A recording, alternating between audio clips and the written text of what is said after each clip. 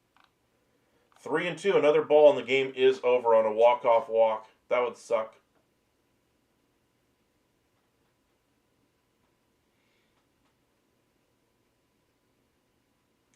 And it is. Ball game. Walk-off walk. That's ugly.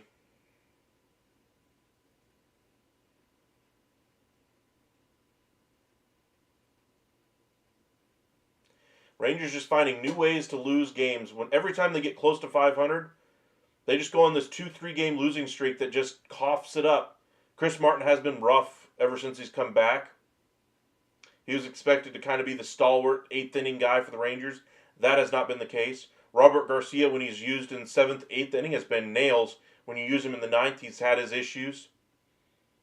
The moment gets too big for him. He gets a little too amped up. Needs to hold those emotions down, but eek, just an ugly game for the Rangers there. They spoil a DeGrom start in which he wasn't at his best, but certainly got them through 5 innings as he was fighting command, and got them through 5 innings with a lead as they scored a couple in the 6th inning, or I believe, was it the 6th?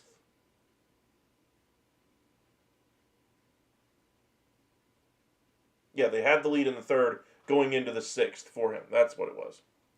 Alek Manoah to pitch a rehab game tomorrow. Well, maybe that's kind of the trade deadline acquisition for them from an internal perspective, just like Scherzer was a few weeks ago. Yikes. So with that game going final, the only game left, I believe, is the Diamondbacks.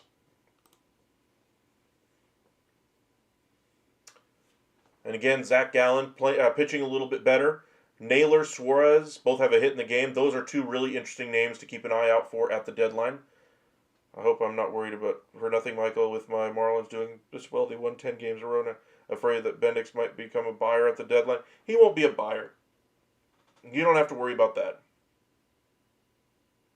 What would a DeGrom to Jays trade look like? It's not going to happen. Bochy values DeGrom too much. Chris Young values DeGrom too much. I mean, even if you offered him the moon, the sun, and the stars, I don't think the Rangers would trade you Jacob DeGrom. If you're interested in what his value is, though, according to baseball trade values right now, they're going to have his contract still underwater, but for a top 5 starting pitcher in the game right now,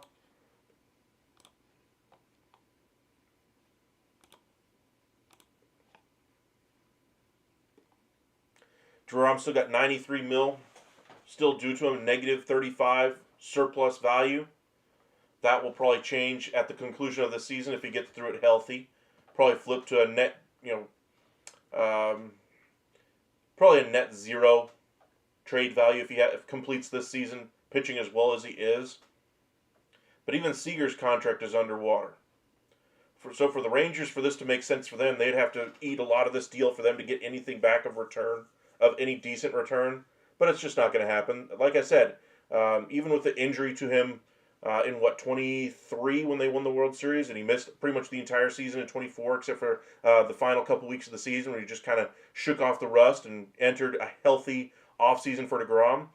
They were more worried about DeGrom coming back healthy and being a factor on the next winning Rangers team. Rangers are determined to try to prove that 23 was not a fluke. I think we can all see the issues in the offense right now absolutely show that the offense was a fluke in 23.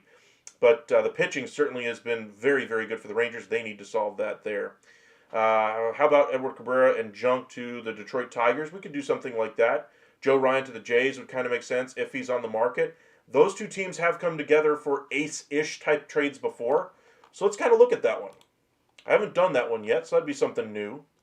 Blue Jays and the Twins.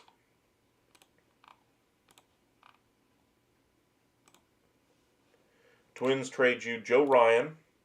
What would it cost from the Jays?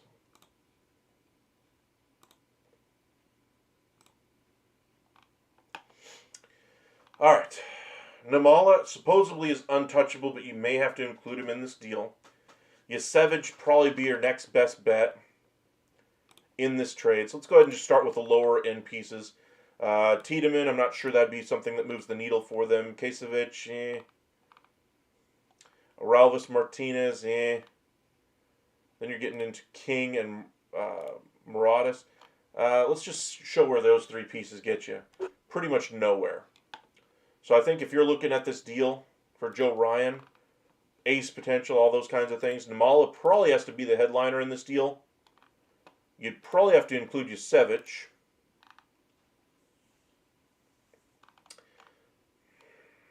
Maybe the Blue Jays could take back a bad contract to save the Twins money when their ownership is such an issue for them. You're not going to take back Correa, I don't think, but that'd be an interesting way to do it. In fact, let's see what it would look like if they did do that. You could avoid putting in Namala in this deal. Twins, to get off Correa's contract, say they pay... Let's see. The Blue Jays, do they have any one-year deals that could easily come off the books here?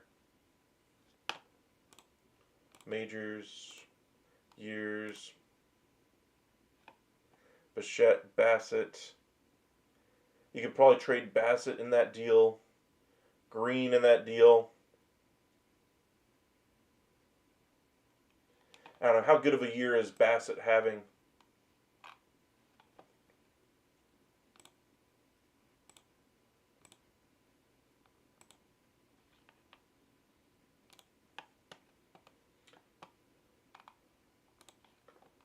Trying to see. Alright. Blue Jays. Bassett. How good has he been this year? 4.32, so he hasn't been bad. And he's giving you length. So I wouldn't try to move him. If I'm trying to do a Joe Ryan trade to the Blue Jays, swap Bo. I don't think you'd put Bo in this trade, though. Twins aren't going to sign him. They don't want to keep him. They could turn around and flip him, sure. Nah, I don't think that's going to work. So let's go back over to the Twins. Say the Twins throw in, I don't know, 10 mil to the Blue Jays. Now you go back over to the Blue Jays. Now this deal makes a little bit more sense. You take on the contract of Correa. You get a number 1, 2-ish starter in Joe Ryan. You get a number, 2, 3, 4 prospect from the Blue Jays. Where do the Blue Jays rank, or where do they have him ranked? Yusevich number 2. His numbers currently playing well. Whew, look at those strikeouts, man. Double A and has double the strikeouts. 3 teams though. Is he compiling those in lower ball? Yeah, and Double A is a 635 average. So he's still adjusting to the better game. So he's still got a little bit of learning to do. So he's having a good year, but it was at the lower levels of the minors, which don't really worry about those results right now. Okay, let's finish off this trade. So Yusevich is the piece that they're hoping for works out long term.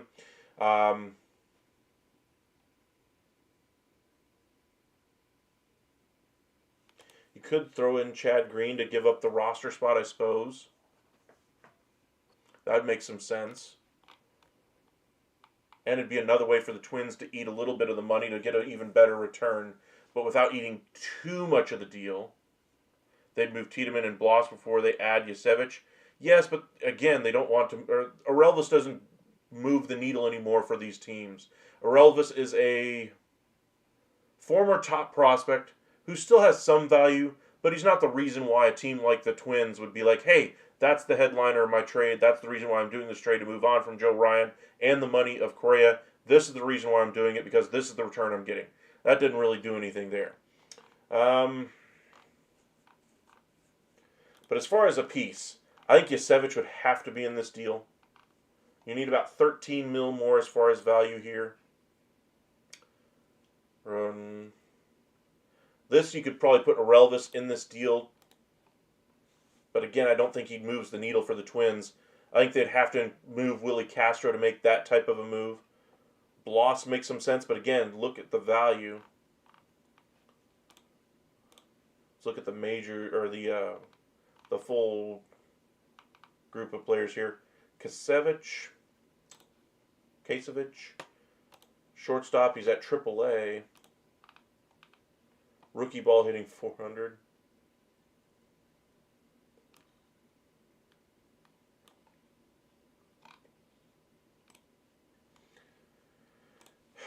I don't think he really moves the needle as either. Let's go back over to our trade board here. Need about 8, even after you include Martinez. Say you take out Green. Okay, now this trade starts to look a little bit better if you take out Green. Then I think you could finish it off with Landon Morales. How is he doing? Or Landon Morales. Stats, 5 ERA, in rookie ball and A ball. But he's only thrown 25 innings. Nothing to write home about, but control of issues, my goodness. Look at those walk numbers. Who's the other starting pitcher that I mentioned there? Johnny King.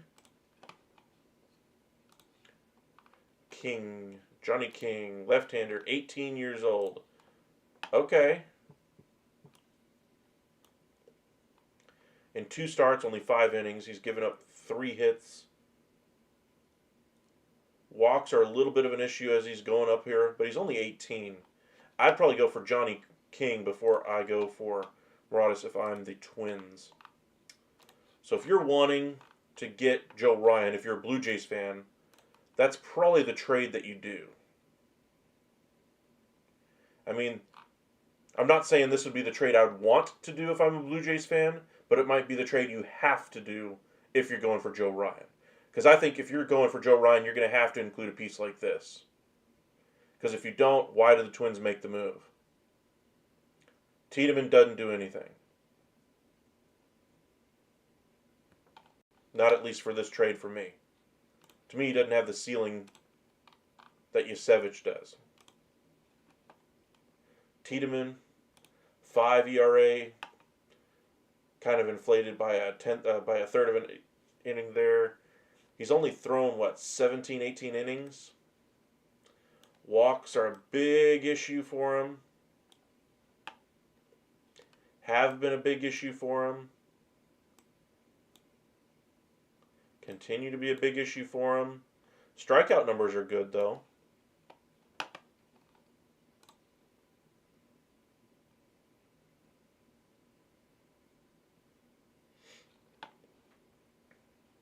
Let's check in on the standings now that some of these results are coming final now.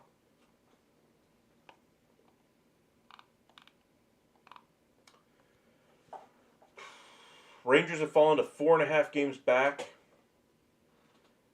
They got 7 games, including tonight, against in-division opponents.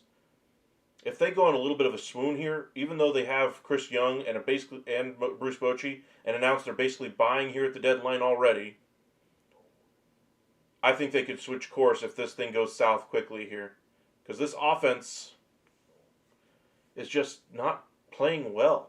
They have so many guys in the 220s, it's not even funny.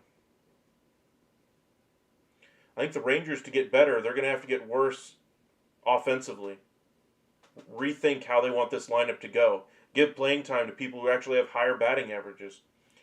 It's going to kind of sound a little bit old man get off my lawn here, but I grew up in the day and age, where you had the home run was king. The Summer of Love in '98 with Mark McGwire, Sammy Sosa. You don't even have to open up the page. You just grab your paper off the front stoop anyway, and on the front cover or on the front page down at the very bottom, about yay big anyway. You saw a little side-by-side photo of Mark McGwire, Sammy Sosa. You saw the home run total, and then you saw what they did in the game that day. That was on the front page of every newspaper for about 2.5 months that year. It was an incredible time for Major League Baseball that really generated interest. The reason why I bring that up anyway, back then we worried about things like the pitcher's win, the batting average, RBIs, those kinds of things. Protecting people in a lineup, those kinds of issues. Nowadays, it's more about exit velocity. How often are you getting off your A swing? In the long term, the law of averages says that you should perform a little bit better because you're getting off your A swing, because you're generating this much hard contact, because you're getting this much barrel rate, those kinds of things. And yes, all those things are well and good, but at the end of the day, if you end up grounding into a double play every single time because you hit a 110-mile-an-hour grounder to the shortstop, and it's just a a put out every single time, it doesn't mean that you're effective when you're using that type of a swing. Maybe utilize that swing when you're getting your pitch to hit instead of giving it off the end of the bat and hitting it 110 miles an hour, going, hey, at least I hit it 110. Next time I'll get him with that same swing, that same type of pitch. I'll do better next time. No, you won't. You'll ground out to short every single time. How about we put the ball in play, hit them where they ain't, play pepper with it. And we've seen teams like the Mariners, who really struggled offensively last year, come on a little bit in the second half last year and are playing much better offensively this year. Do I expect it to work in the long run for them? No, because I think they need to add more talent. But just seeing so many teams out there not utilizing the skills of just realizing the moment, driving in the runner from third with less than 2 outs. There should be no team in Major League Baseball that shouldn't have at least a 50+% rate of success on those kinds of things. That's fundamental baseball that you learn in Little League, and yet here we are in the majors, unable to get the run home from third base with less than 2 outs.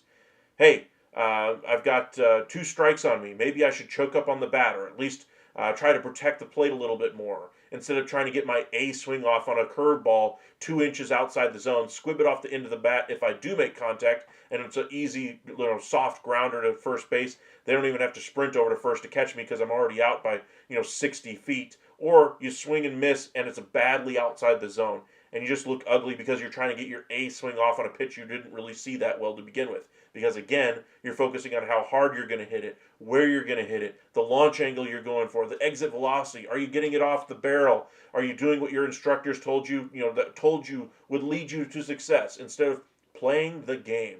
And yes, I know it sounds a little bit of old man, get off my lawn, but at a certain point, you just can't have a lineup full of guys hitting 220 if you're the Texas Rangers. You can't have a lineup worried about guys getting off their A swing. And while they did bring in Brett Boone, I think he's kind of trying to marry the old school ways of doing things with the new school, exit velocity stuff. The numbers that show, the number of times you'll be successful if you hit it this hard off of this barrel, off of this pitch, and this count, and this type of scenario.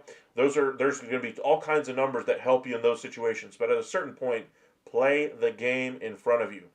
I mean, how many times would you see the Rangers cough up games of the past 2 weeks because they couldn't drive in a runner from third with less than 2 outs, let alone 1 out, and they just couldn't do it. That's why their record is what it is, and it's not just the Rangers that are having those types of issues.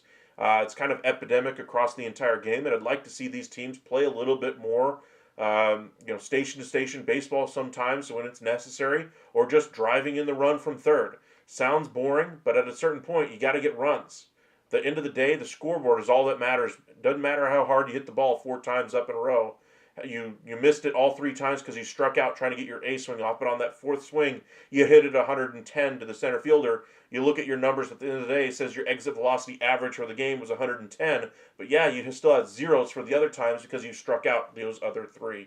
Saw a creator on TikTok anyway, kind of created their own stat that said effective exit velocity. Basically, their velocity or their exit velocity when you factor in walks, strikeouts, the times that you don't actually get on base, all those kinds of things are factored in there. Really like that type of an idea where you don't just necessarily are married to the idea of a walk being just as good as a base hit, because it's not.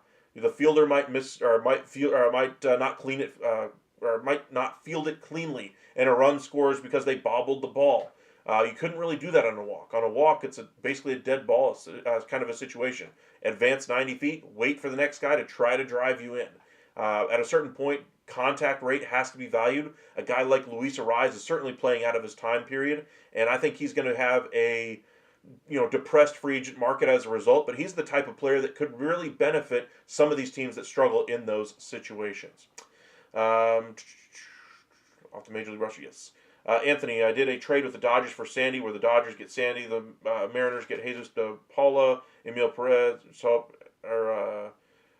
Zaire Hope, and Jordan Vargas. I don't think you get that package now. I think before the season you might have gotten that package. Now I think his value is depressed too far to where you're getting way too much back for Sandy at that point.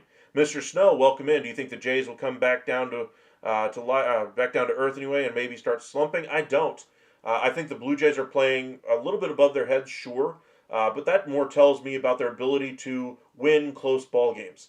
Michael Kay was on his show that kind of started their whole broadcast beef between the Blue Jays and Yankees over the weekend anyway, And Michael K's point was that their run differential wasn't that great. Well, looking at the Blue Jays' run differential, plus 16, but guess what? They're 15 games over 500. So what, you're telling me they're winning, 15 games more than they should? Guess what? Those numbers tell you that they're performing well in games that they're not necessarily getting enough run support or they're giving up too many runs, yet they're finding a way to win those close games. That issue, I think, will be solved. They will get better. These teams that are in playoff positioning will add here at the deadline. They'll get a better bullpen. They'll add a piece to that lineup. They'll add a starting pitcher here or there. Any one of these teams can do that. But when you look at the Blue Jays, I think their success right now, do I think they'll go on win the rest of those games their entire season? No. But I do think they're significantly better than what their run differential is, according to Michael K. Let's see here. Anthony, who should I take off to the trade, or would it make, and how to make it make sense? Well, I can help you out with that real quick. So, if I'm the Marlins, again, we're looking for young players, blah, blah, blah. You already know the spiel here. Dodgers, to me, have the players that really fit with what the Marlins are looking for. But a lot of the players that are in these types of deals for the Dodgers have way too much value for where Alcantara is now. So, like DePaula, to me, way too high. Hope, way too high. You're not going to get either one of those guys for Sandy Alcantara right now.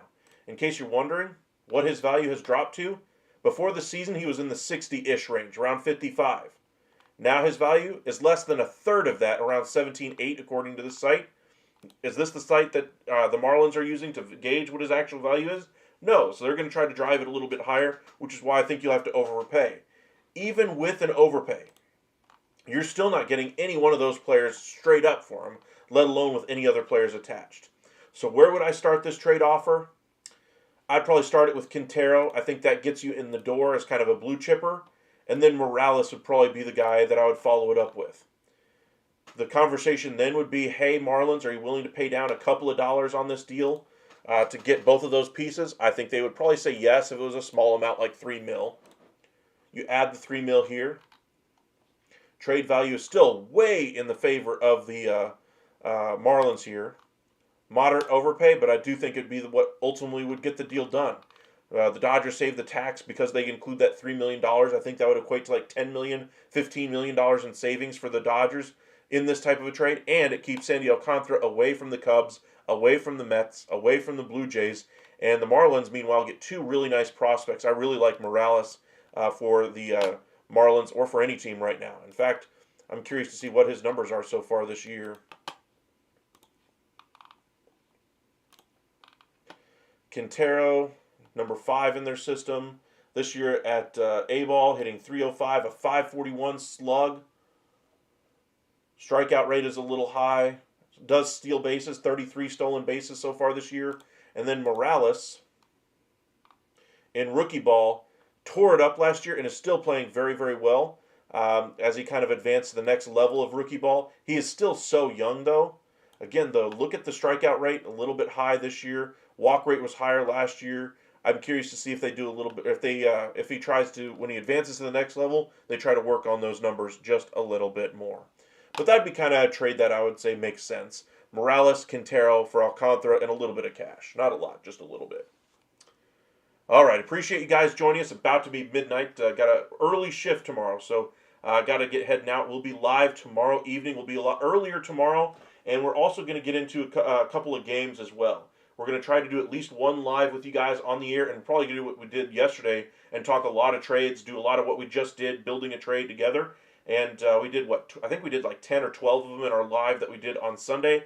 If you want to check out that live, it was, I believe, about a 4-hour live on Sunday. Check that one out. It says Houston versus the Dodgers. And then we did MLB trade rumors and predictions after that, if you guys are looking for the name of the video. But that was yesterday's live that we did, and we'll probably do something very similar tomorrow night. But appreciate you guys joining us. Hit that like on the video. Got 25 of you guys with us right now. If you guys enjoy the content, enjoy talking some trade deadline stuff, please feel free to do so. We talk a little bit of NFL, NHL, and NBA as well from time to time. So if you guys are not just necessarily a baseball fan, I invite you guys to check out some of our previous videos dealing with NBA, and NHL free agency. Got into a lot of different topics over the past couple of weeks. But with trade deadline getting closer and closer, we're going to be talking a lot of baseball here over the next month as we get you guys ready. We will be live for trade deadline day, so be sure to join us live for that deal. Can we do the Cabrera and Junk trade to the Tigers? I suppose that'll be the last one we do for the evening. John, are the Yankees really in on McMahon and Ke'Bryan Hayes? I'm sure they're kicking tires on pretty much any of the third basemen that could be available. Suarez, Arenado, Hayes, McMahon, even Josh Young for the Rangers, even though I don't think they would move him. But if the Rangers did add a guy like, say, Alex Bregman, then that might make a guy like Josh Young available as a long-term option for third base. Maybe just a change of scenery would be a kind of an interesting one. But I think the names that are out there are the more accurate ones. Suarez being probably one of the more interesting names. I think he probably goes to a team that's craving power more, though. I think he probably is out of the Yankees' budget for what their other needs are that they need to fill in more immediacy there, starting rotation and in their bullpen as well. Hayes, I just don't think has enough value on the market for the Pirates to be willing to move him unless it's just a pure cost-cutting move. McMahon, they keep saying they're not going to trade him. They're not going to trade him, but his contract is underwater right now. I don't see the Yankees taking on that deal without getting some type of financial relief. And how many times have we seen that from the Rockies? I think hopefully they finally learn their lesson on those situations. But you're saying Cabrera and Junk to the Tigers? All right, let's see here. Tigers, Marlins,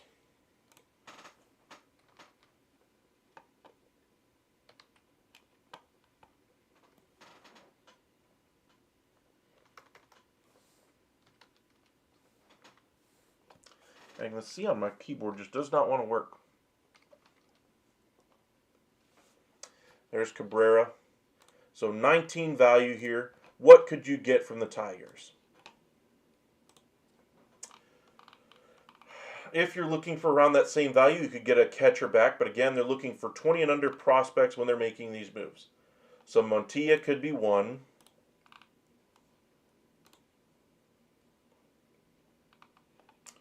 Rodriguez 2. Hall 3. And Jimenez 4. 4 pieces for a middling rotation starter-ish piece. And you're still short on value. Doesn't really fit. So I don't think there'd be a natural trade that fits here. So let's say we take out all these pieces.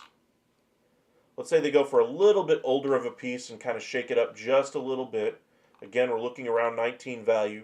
Say they open up, say they want to go after a catcher. They've identified Lorenzo as the guy they would want. This is a bit of an overpay. So the Marlins, to kind of make it work a little bit better,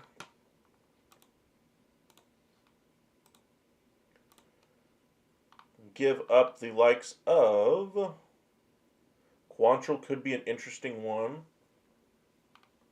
I think Bender is the more likely.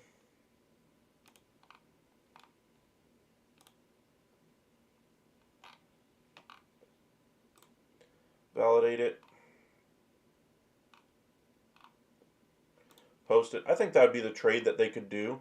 I don't think the Tigers would do this one, but I think the Marlins would probably take this deal even with the older catcher. Something like that. All right, it's now past midnight. Appreciate you guys spending some time with us this evening. Thank you guys for liking the video, the hearts in the chat, interacting with us today. Really do appreciate it. The more you guys interact in the chat, it makes a lot more fun to discuss some trades. You get a lot more realistic view of what people's value is worth, not necessarily just by this aspect of it, what's on the screen, but also just talking with other baseball fans. Hey, would you do this for this? Would you do this for that? Hey, my team really values your catcher. We don't really value him as our catcher, so we'll trade him for X, Y, and Z. No, we can't give him up or give up all that because our pieces are more valuable than what we're getting in return as this catcher. So then you kind of get a better idea of what a player could actually be worth. Yes, these numbers on the screen give you a really nice approximation, but how many times have we seen the deals be a little bit too high for our calculator to accept, or a little bit too low for our calculator to accept from this site? So kind of keep that in mind. In the same trade, not two separate trades. Okay. I just...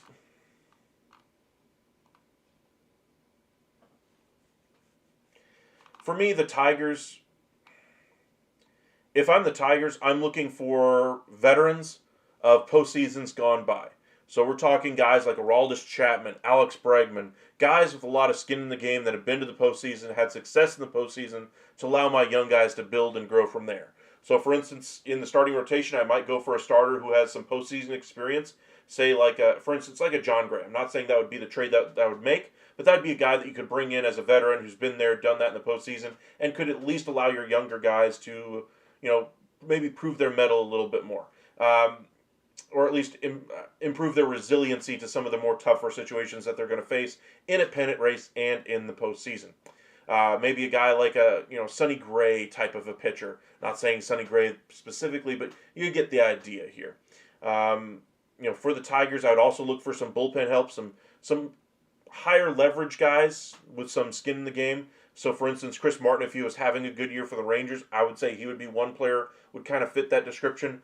Bednar doesn't necessarily have the experience in the postseason, but has the track record of being a good to above average closer. I think that'd be a good insurance policy for a team like the Tigers to have.